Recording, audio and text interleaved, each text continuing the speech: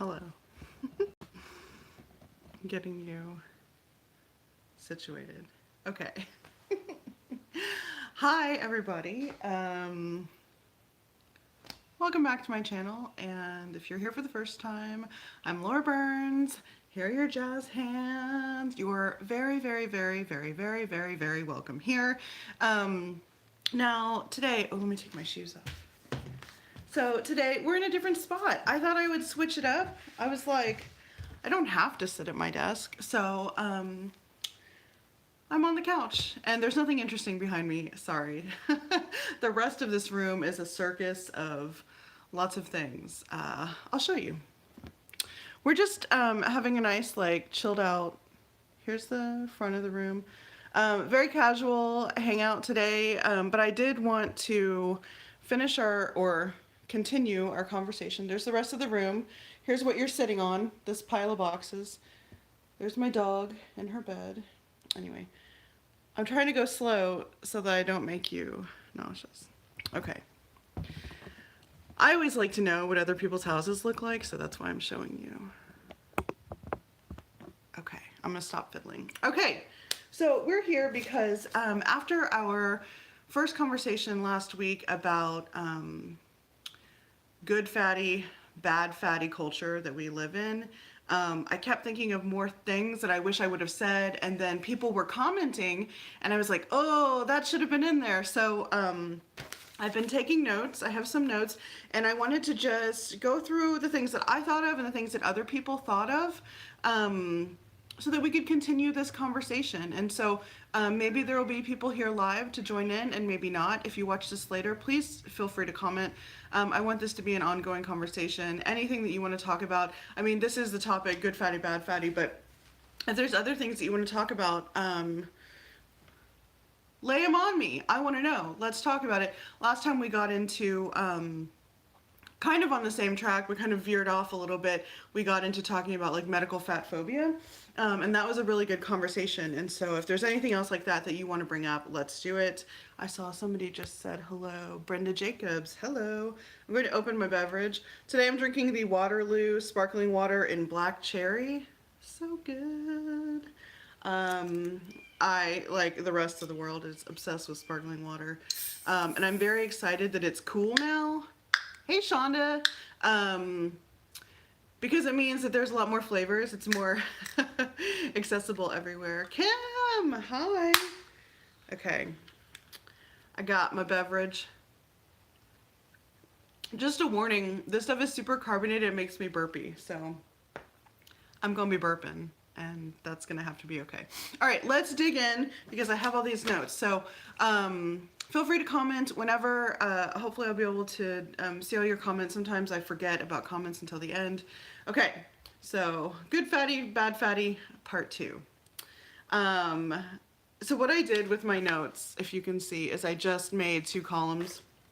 I've got the good fatty side and then the bad fatty version, or vice versa, however you want to look at it. So the first thing on here, oh, and let me just start with, if you didn't see the last video, what I'm talking about, if you're like, what is she talking about? The good fatty, bad fatty culture, dichotomy, philosophy, whatever.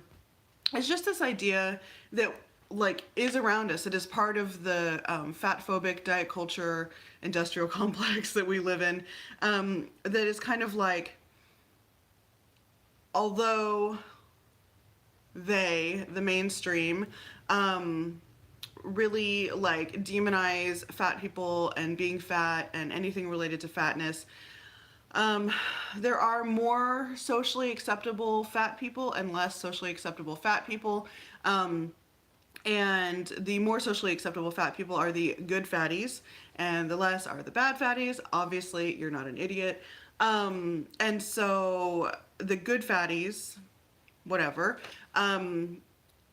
whether they are self-described as good fatties or not, are people who have an easier time fitting into the world, who get a little less shit from people, but still a lot of shit from people. And that includes things like people who, you know, respond to criticism about their weight or size with, well, I'm fat, but I exercise, eat healthy, whatever that means. I, what else did we talk about? Um, I'm not sick. I don't have diabetes. My blood work is pristine. People love to say stuff about their blood work, blah, blah, blah. And then a bad fatty is like those people who maybe are sick or do use mobility aids or, have to use a scooter at the grocery store or Target or whatever, who don't exercise, who don't, eat healthy according to the mainstream idea of what eating healthy looks like. And we dug into that a little bit. So those are just like a few quick ones that I know we talked about. And so I have more today. And so you can maybe kind of be a person who tries to validate to the world or maybe even to themselves their size based on those good fatty characteristics. And when I say validate, I don't mean like that you need to validate your size or your weight. I'm just saying that people feel like they have to, and so they do. And full disclosure, that was me for a really long time. I was always a good fatty. I've been fat forever, but I was athletic. I was in dance. I was on swim team. I was a vegan or a vegetarian, a hiker, a camper, all these things. I was very active. I ate healthy. I wasn't sick. I didn't have any diseases. I didn't have, bad blood work, all that stuff. I fit in very well to the good fatty trope, and it served me. It made my existence a little bit easier, right? And I think, when I say people use the good fatty stuff to validate, that's all I mean is it makes their life like a little bit easier because this world is very hard on fat people. And that worked for me for a long time. And the reason why I've been talking about this a lot, and sorry if you went through this already with the first video, but I know we're gonna have people who weren't there. So, is that, our bodies change, and that I have figured out, which I'm sure a lot of you have already figured out before me. I'm not saying I am a genius or anything. That our bodies change. I figured it out. Oh, snap. I'm not always going to be a good fatty. And in fact, I'm not a good fatty anymore. I'm a bad fatty now. And adjusting to that has been a real perspective shift for me. And I had to learn to find worthiness and validation for myself that didn't come from immaculate blood work, that didn't come from, like, oh, I eat all these salads, or, like whatever, I can climb a mountain, or whatever, I used to run.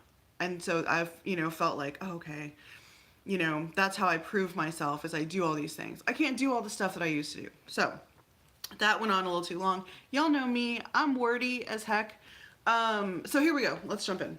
Oh, hold on. I think there's like a lot of comments that have come in. Oh my God, Brenda's drinking a tab. I love it. Hey, Leah. Oh yeah, this kimono, I'm breaking it out. I haven't worn it in a while, but I put this dress on and I was like, ooh, this would look cute with it. I like, pattern mixing. This is, a kimono I got from a Dia & Co box like last year sometime, and this is my dress I just got recently at Target, so it's in stores now. Would I be interested in talking one day about why men who love fat women are labeled as chubby chasers, or it's a fetish? I mean, I don't know. That's not really my lane. I've never been involved in that kind of stuff. I don't necessarily label people who love or are attracted to fat people as being chubby chasers, because I'm kind of a you love who you love, you want to have sex with who you want to have sex with kind of person. I don't know. I don't know if that's a video for me, because I don't know that I have a lot to say about it. But if other people do, we could have like a live and people could comment and talk about it a lot. Let's see. Brenda says it makes her crazy when folks think they can just butt in and give their opinions about how to lose weight and how much prettier and healthier you would be if you just lost weight. Preach. That's my whole life. I have been told that I have such a pretty face and that I would be beautiful if I lost weight so many times in my life, and I really believed that for a long time. I never thought that I was pretty or beautiful. I was cute. Have y'all ever had that? Like, I was the cute one. Literally nobody except for my family ever said anything about my appearance other than cute, like, until I was a fucking adult. Sorry, y'all, I curse a lot. Anyway, so yeah. So then, well, that's like a whole other thing. But when you only are called cute forever and you yearn to be beautiful because no one's ever said that to you, then when people finally say that to you, you eat it up with a spoon, even if those people are not great people for you. I'll leave it at that for now. Fat but eat a salad and don't have health issues. Yeah, okay. Leah, eat salad. Yes, I also eat salad. I love salads. Sometimes you just want to do something else and you hate doing it in public because of the look. Yes, but it's also like damned if you do, damned if you don't. I swear we're gonna get to these. It's like if you eat a salad in public, people are like, "Oh, good for you, keep it up." And if you eat like, I don't know, what is unhealthy? What do people think is like a burger or pizza or like fried food, whatever? People are like, should you be eating that? It's like you can't win. If you don't eat anything, they're like, you should eat, don't blah, blah. And if you eat a lot, you know, it's like whatever. Oh my God, you can't. If you are a fat person, you cannot win. Shonda, you love this topic. It's like we have a reason to take up space. Yeah, the thing is, what's sad is that we kind of have to validate, like, that's why, like, people get into the good fatty validation stuff. It's like you have to validate, like, being allowed, validate deserving to take up space. Oh, I was about to go into, but it's one of these. I just want to get through the comments and then, now in the fatty with the half paralyzed face. Oh my gosh, Leah, I was going to tell you, I saw that you commented about Bell's palsy. My husband had Bell's palsy a couple years ago, and his cleared up. I know that it doesn't always clear up, but his did, and he doesn't have diabetes, and I think people like said some weird stuff to him too about it.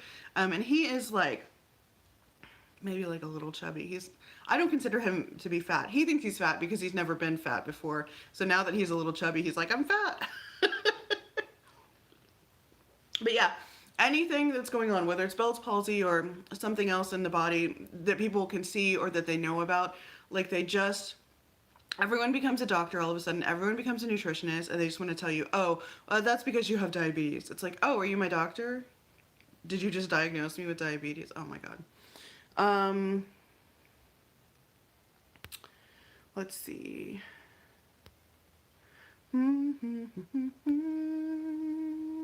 Okay. Here we go. We are going to start with the notes that I've been taking finally. 12 minutes into this video. All right, here we go. So here are the things that I thought of or that other people thought of that we're talking about. Okay, so number one, so good fatty behavior is like commonly like, oh, but they like somebody, a fat person will like agree, oh yeah, being fat is bad or being fat is unhealthy or all these things.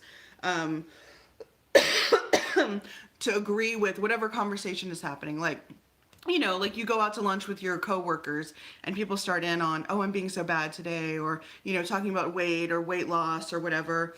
And when you're in good fatty mode, you kind of just go along with things and you either actually say or you imply that being fat is negative, that it's unhealthy, that it's bad for whatever reason, that it's shameful. So you're going along with the flow, whatever kind of context you're in. It just, you allow those things to happen. And you really believe that for yourself. And listen, like there are 15 people here with me, and who knows how many people will watch this video. We all have a different idea about what is good and what is bad. Sorry, y'all, I have a kind of a cough. I've been coughing for the past few days. I think it's allergies because I don't feel sick. Anyway, I'm going to be coughing. Anyway, so when you're in bad fatty mode, you believe that being fat is not the worst thing that could happen to somebody. You believe that, and you will say, and you won't just go along with the conversation when people are talking, that being fat doesn't necessarily mean that you're unhealthy. Being fat doesn't mean that you're about to die. Being fat doesn't mean that you have diabetes already or are definitely gonna get diabetes. Or, you know, all those things. Being fat, when you are in bad fatty mode, you just believe and are willing to say and own your fatness, and owning that fatness is not necessarily the worst thing that could happen. You know, there are a lot of people, I would say the majority of people in the world, or I'll speak for our culture or my culture in America, who think that like becoming fat, like really fat, is like literally the worst thing that could happen to them. It's like their worst nightmare. Okay, So good fatties are pro diet culture. They're not anti. Let me just say, they may not be like expressly pro dieting. They may not be on a diet. They may not be like, yes, dieting is great, but they're definitely not anti diet. And they're not anti losing weight. And so, and I know this is contentious, and there are probably people here who don't agree with this, and that's fine. We're all here to just share our thoughts and our opinions and our experiences, and that's cool in a very respectful way. So if anyone is like getting pissed off because I'm talking about this, like you already know my thoughts about this if you know my channel.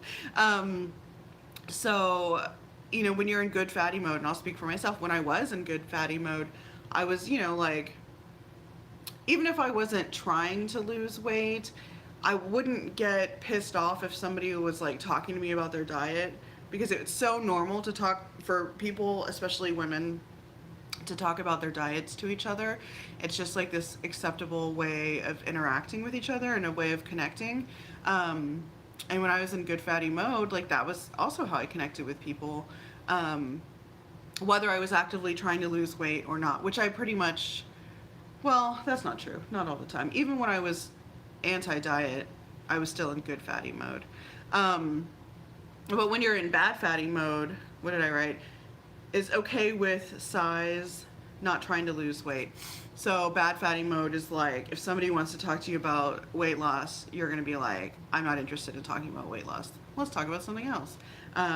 Is not necessarily trying to lose weight, is not necessarily looking at their activity or exercise as a means of losing weight, but maybe more as a means of enjoying moving their body or finding strength in their body, or achieving some kind of goal that they've set, that is not weight loss or size or, you know, whatever part of diet culture. Being a bad fatty is being okay with your size or not ascribing to this thin ideal. There's a lot of different ways to be a bad fatty, a lot of different ways to be a good fatty. Y'all know I really try to just speak for myself, and not put words in anyone else's mouths, because life is complex. All of these things are very complex, and our past experiences really shape how we feel. So just disclaimer, don't get mad. Let's see. So good fatty doesn't say anything about fat phobia, sizeism, or agrees and makes comments. So that kind of goes along with the first one. It's like just like going with the flow, and not speaking up. I know I can think of many times when I was in good fatty mode, and people said things, not necessarily even to me, but in a conversation with me or around me, that really upset me and hurt my feelings. But I didn't say anything, even though I wanted to, because I didn't want to call any attention to myself. Because, you know, fat people have a reputation, or there's a stereotype about fat people that we're loud and, you know, we're too much, right? We're too big. We take up too much space. We're too loud. You know, we exist. How dare we exist so much in the world? And so a lot of fat people grow up trying to be as small as possible, like physically and metaphorically, not taking up a lot of space. How small can I make myself? How small can I make my personality? How much can I blend in? Can I wear plain clothes? Can I, you know, not be maybe my true self? And bad fatting is like when you call out fat phobia and sizeism, even if it's very kind and respectful, or even if it's, you know, like maybe kind of bitchy, however you approach things, not necessarily letting comments go and letting people know, hey, you know, when you say that, what I hear is X.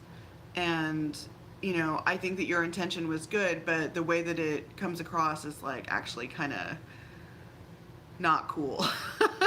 However, I'm not good at confrontation, and so I always try to very delicately say things. Yeah, or being jolly, you know, like, so that's like, being jolly is like the good fatty way of interacting in a crowd. Because when a fat person gets mad, all of a sudden the way that people think of them is different. When fat people are critical of something, when fat people don't just let fat phobia and stuff like that go, and you dare to say something, it puts you in that bad fatty category. So fat people should be funny. Fat people are allowed to be funny, but not sexy or beautiful. They're allowed to, you know, be the friend. They're allowed to be like the sidekick, but not the, you know, the star. Okay, I've got a couple more.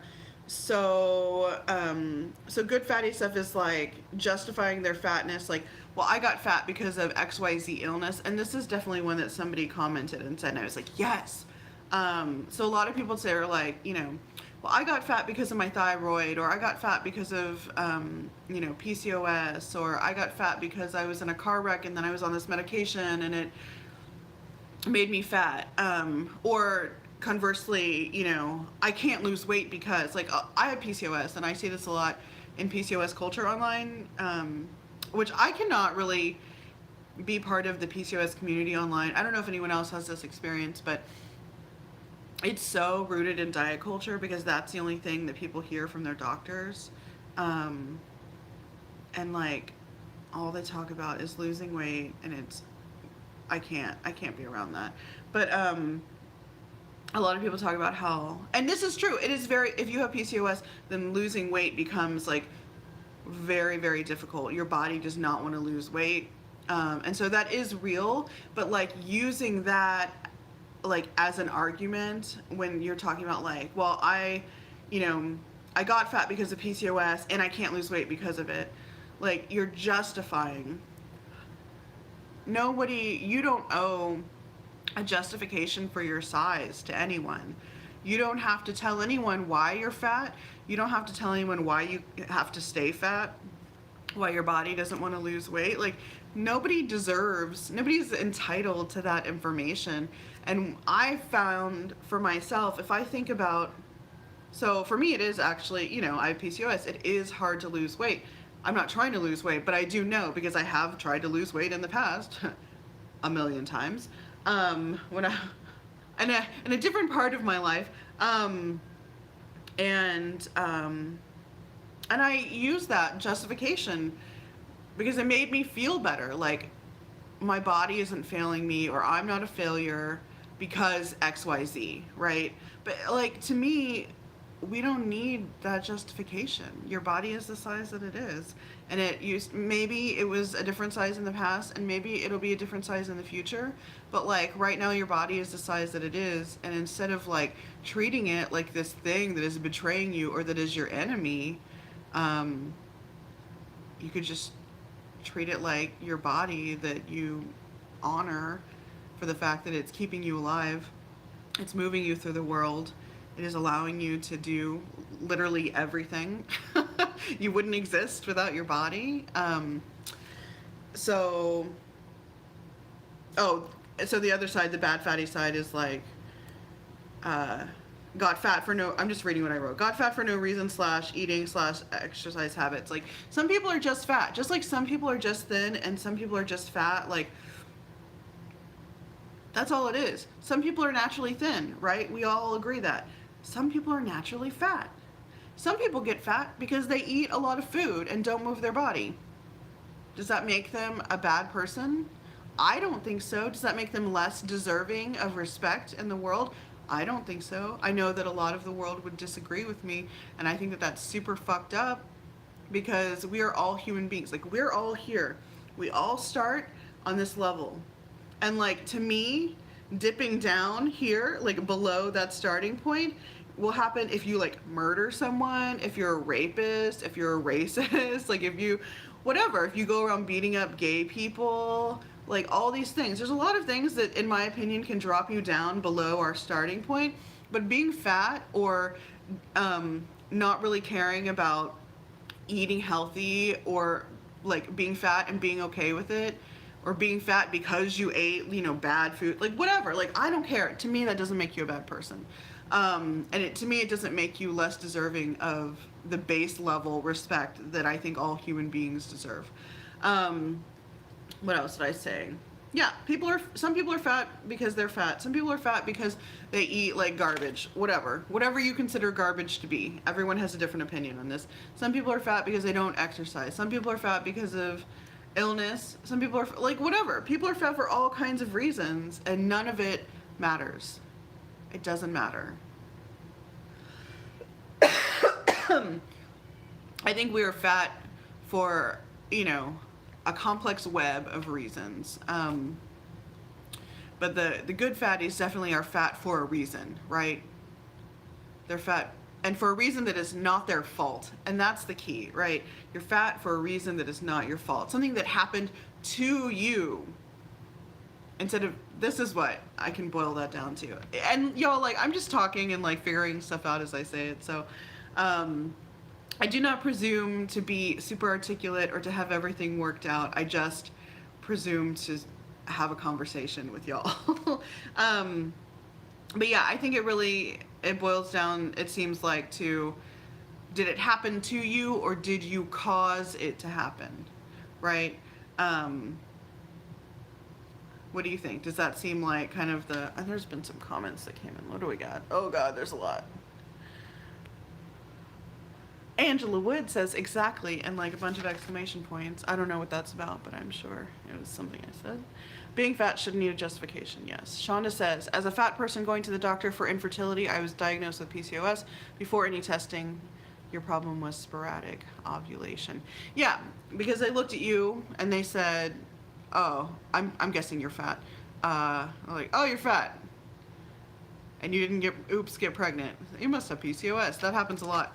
I was also diagnosed with PCOS without any kind of testing. And then I said, can we do some testing? Let's see.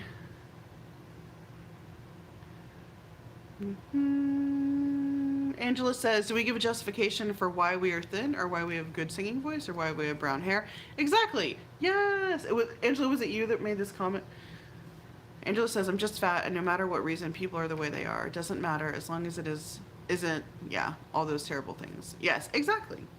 Yes, and then the last one that I have as a note was a great one. I don't remember who commented this, but I was like, yes, I totally forgot. Good Lord.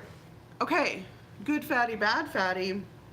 Man, so if you think about the fat representation that we do have, like in ads or movies or TV shows, 99.99999% of the time, and I'll just speak for women, the women that you see are basically just scaled up versions of a thin person, right? And so what I mean by that is they have that traditional, conventionally beautiful, whatever, fitting into the beauty standard of that hourglass body.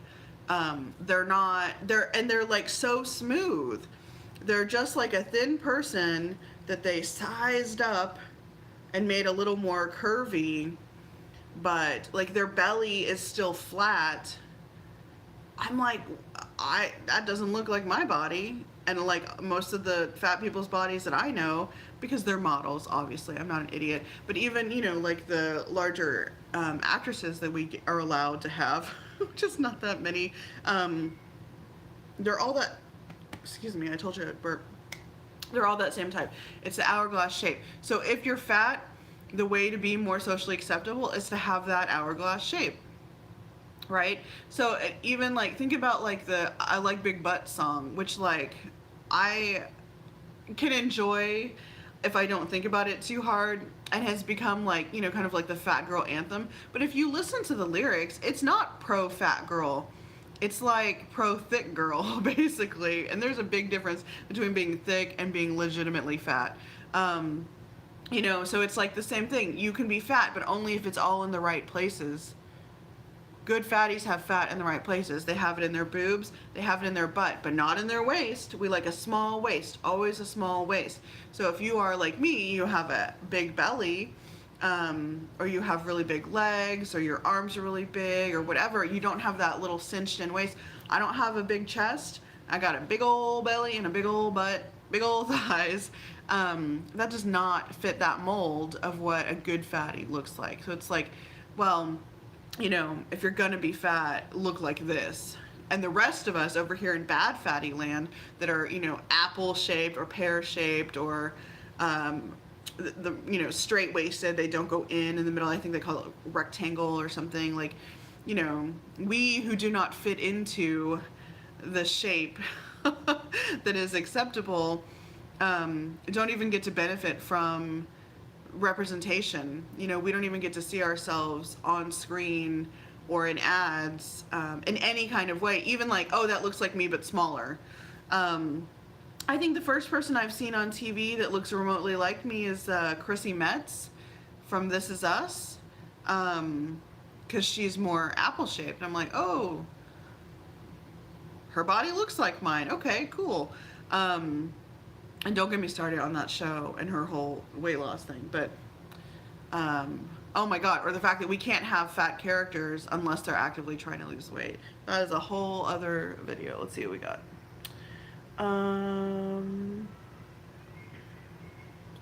Shonda is fat because she's fat. It was life's plan and now you're done fighting it. Now you have so much more mental work to do. Yep, we all do, and it'll never stop. That's the thing, because society is always pushing back against us. So any progress you make emotionally about loving and accepting yourself and about changing your behavior and perspective and the way that you interact with other people regarding fatness and body size and body positivity and all of this, any strides that you make will be constantly pushed back. So I always talk about, like, we're swimming and this is depressing. We can never stop swimming. That is the life that we have because we live in this culture. And if you stop swimming against the tide of fat phobia and diet culture and, you know, those beauty standards, and it's not even about beauty. Like, honestly, like, we talk about beauty standards. This is about rights. This is about, you know, it's honestly, it's life or death. I really believe that. You know, we talked last time about the medical fat phobia and literally people dying.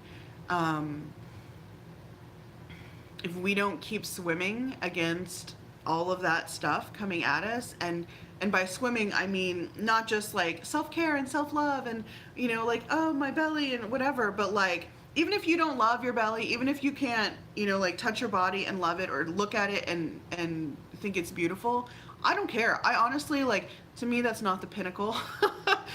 To me it's the learning to advocate for yourself in situations where you need to, whether it's with family or friends or loved ones, whatever kind of loved one, who is not giving you the respect or dignity that you deserve, whether it's advocating for yourself in a medical situation so that you get the care that you need, you know, demanding testing when you think you need testing and they're just like writing it off as a fat thing,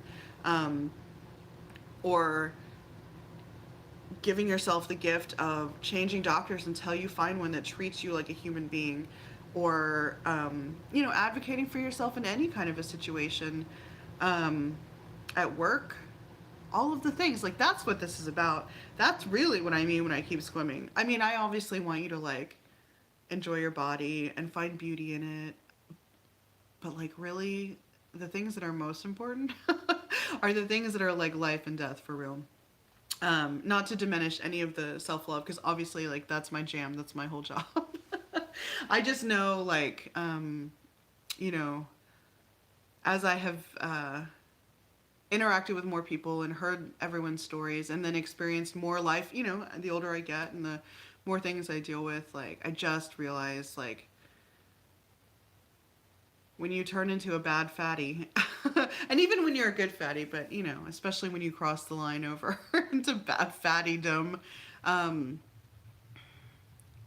it's so much about advocacy and self-advocacy, because honestly, like, people for the most part are not going to advocate on your behalf. Like, maybe some angel unicorn nurse might step in sometime at a doctor's office, or, you know, if you have a your partner or a family member with you and they can help you, but, like, honestly, like, it sucks. Like, this world is not created to support us.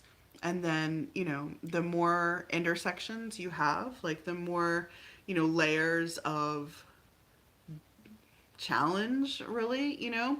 So do you use a mobility aid? Are you disabled? Are you um, a person of color? Are you, you know, like whatever, are you older? Like, you know, all of these things, they compound all the issues. And like all of these things are like more characteristics that are not given the respect. So when you have a lot of those things all, you know, piled on you and your whatever on your person, it just gets worse. Oh my God, this is depressing. I don't mean to be depressing. I'm just realistic. Let's see. Yeah, so about the size, Angela. No hanging bellies, no flabby arms, no dimples and ripples. Yes. Hey, Sandy. Yeah, yeah, the wrong kind of fat. I'm certainly the wrong kind of fat. You know, they make plus size clothes. I mean, obviously they make plus size clothes. I'm wearing clothes, but like especially with like pants or more fitted or tailored clothing, like I'm the wrong kind of fat. They don't make clothes for my body. They make clothes for those fit models that are a size 18 or 20 and are smooth, and they don't have a hanging belly. They don't have the size or shape of butt that I have. Yeah, they're not making them for us. The flat belly models make you feel insecure. Yeah.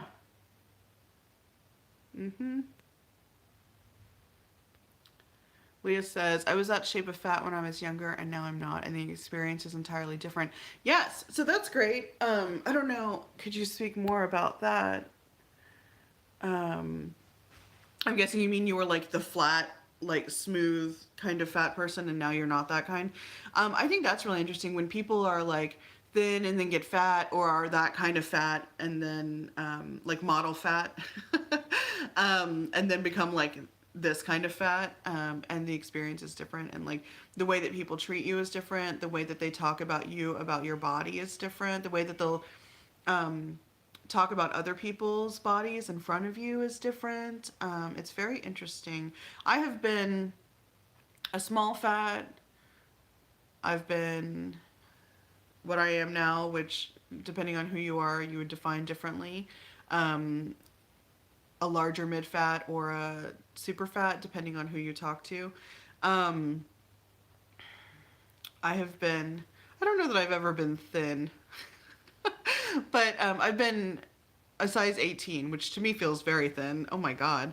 And I definitely 100% was treated very differently then, both by people at work, but in relationships, with who would be like attracted to me, with who treated me nicely and who didn't. My experiences at the doctor's office were very different, as opposed to now. Oh, it's a whole different world. Oh my God.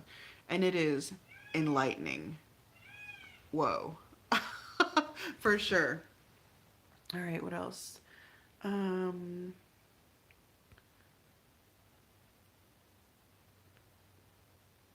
Marcy, when I proposed a gym without scales to a fitness center class I went to, the intake of air from the other trainers was audible. How dare I not want my clients to lose weight? Oh my God, I can't even imagine what that was like, because why else would they be going to a gym? Because there's no other reason that you would want to go and exercise other than wanting to lose weight. That's crazy. How about because it's fun, or it feels good, or it's challenging, or you have a goal, like because you want to move your body so that you can still move your body? You want to recover from injury? I mean, y'all know, I'm like just saying things that's horrifying. Leah sees an angel unicorn nurse practitioner as your primary care provider. She's amazing. Listens to you more than a doctor. I hear that a lot. I hear that nurse practitioners often are much better to see. They do all the same stuff that your doctor would do, but they tend to have a lot more, they have to do a lot more ongoing education, and are typically more up to date, and less like judgy and terrible than doctors. So I have heard that before. That's a good one. That's a good tip.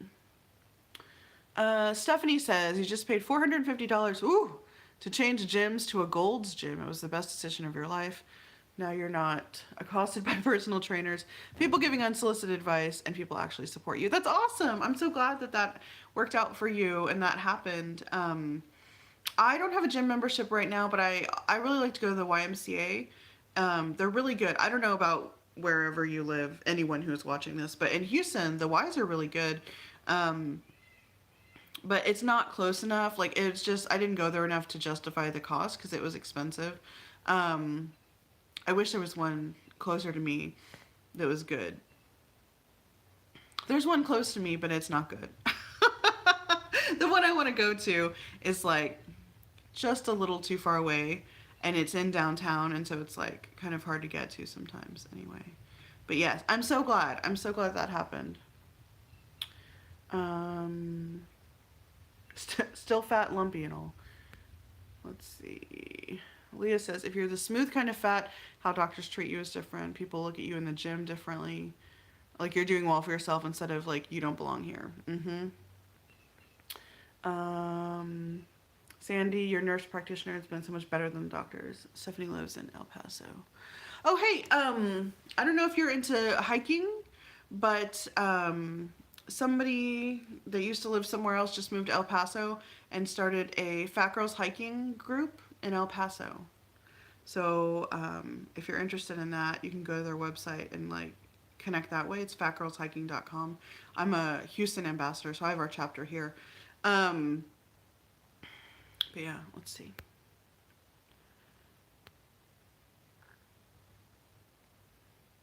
Angela, there's a Y in Pearland, but it's not, you know, so super close. Oh yeah, Stephanie, yeah, check it out. Yeah, wherever you live, check out the Fat Girls Hiking website and see if there's a chapter near you. There's, I think, 23 chapters right now around the country, and if so, you should go hike with them. It's really fun. Okay, those were all my notes about things that I wanted to bring up for the second time. Does anybody have any last comments about anything? Anything we've talked about or anything else they want to talk about? We're already almost 45 minutes in, so I'll probably end it soon. But if anybody has any, like, ooh, I really want to say this kind of comments, go for it.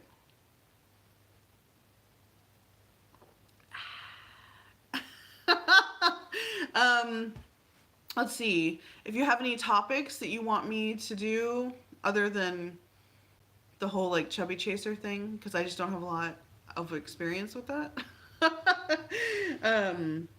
You can comment that now or later if you're watching this not live. I just like doing these videos and talking to y'all about stuff that I think is important, and just like getting these conversations going. You know, this channel has a lot of like clothes and stuff like that, which I infuse with, you know, body positivity and fat liberation kind of stuff as I'm able, but I know that there are people who want to have these conversations and stuff you want to talk about, so this is a good way to do it. Let's see.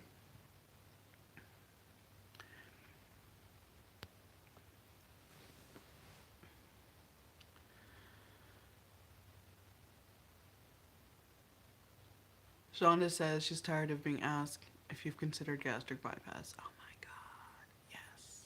Yes, yes, yes, yes, yes. Me also. Yeah. Okay. Well, let's see. Yeah. All right, well, I'm gonna go ahead and end this now. If you have anything else you want to comment, please comment it.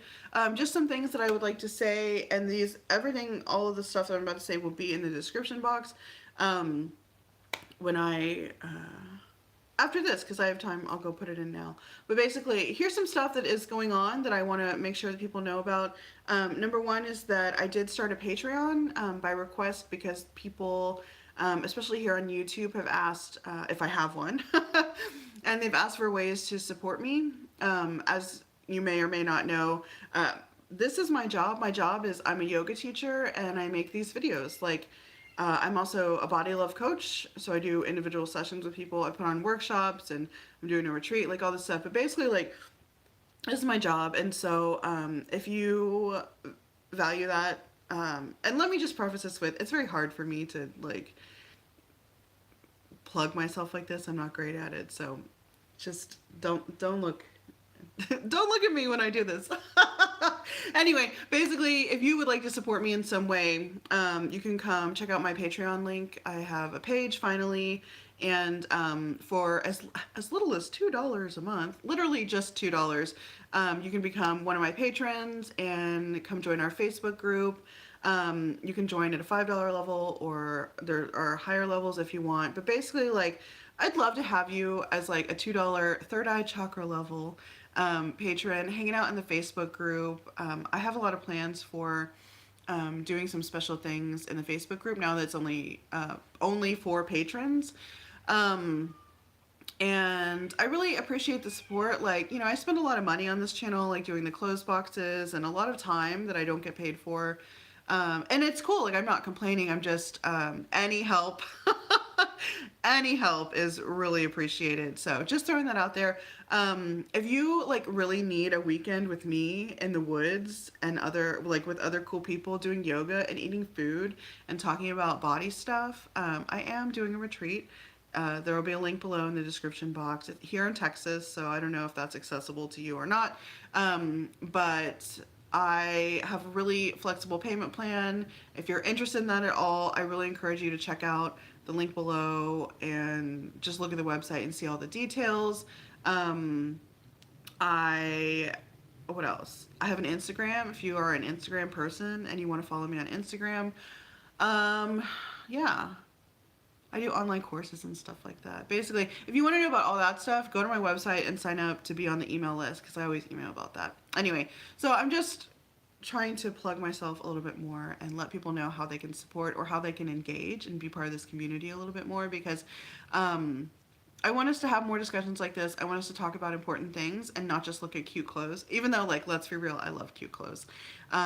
There's so much learning and growing and community to be had, and I think that it's been really cool so far what we've been able to do, but I want to be a little more intentional about it all. Okay, I'm done. Thank you everyone for not leaving this live. I really appreciate you not just clicking out. Okay, I'm gonna go, and I hope you have a really good rest of the day. I really do appreciate y'all being here and commenting and thinking critically and thoughtfully and supporting each other in the comments. Oh my god, I love it so much. I really appreciate everything that we're doing. Y'all know I'm a Cancer. I always get emotional about everything. It's almost Cancer season, you guys. It's gonna be all the tears all the time. Okay, I'm done. I'm finally done, for real. Anyway, I hope that you like are feeling loved and supported in your life. And just a reminder, if you're not, or even if you are, that I love and support you, and I really appreciate you, and I value you as a human being, as a worthy, important person